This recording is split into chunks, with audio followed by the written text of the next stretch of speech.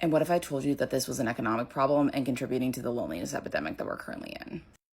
To be the engine of serendipity. And when you get rid of serendipity and replace it with line culture, you are essentially eliminating the optionality that makes living in a city.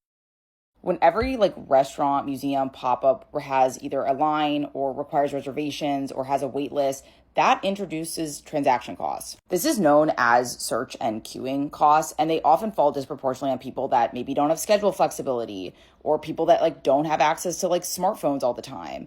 And the city becomes it's more expensive for these groups of people, whether in time or money. Also, this line culture, I think, as many people realize, is very much a result of algorithmic concentration through TikTok and Instagram, etc.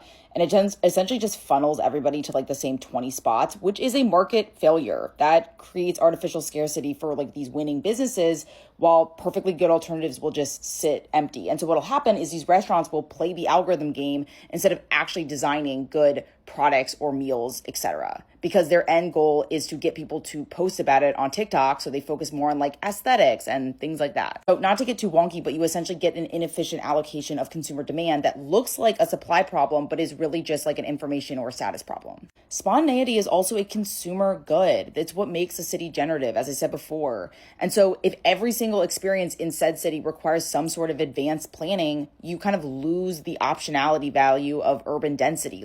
Part of living in New York City is you get to go to all these different places and you have access to all these different places. The core proposition of cities is proximity equals serendipity equals innovation. And when that gets broken down, it's sort of well, then what's the point of living in a city, right? And also, as I write about in my newsletter all the time about money psychology and how it intersects with culture, this is very much a byproduct of the tierification of the economy and what happens when so much of our economy is built around access, members clubs, extra priority levels, etc.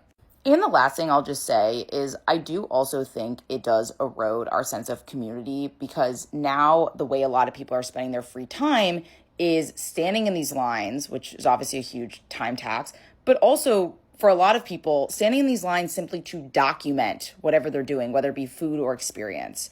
So the story, the post, etc. And we live in a consumer consumption culture, and a lot of that consumption has been content production. And it almost doesn't matter the thing that you're consuming. It's about if you're documenting it or not. And I feel we generally as a society are really truly experiencing less and just recording and documenting more, optimizing our lives for this digital audience rather than just ourselves.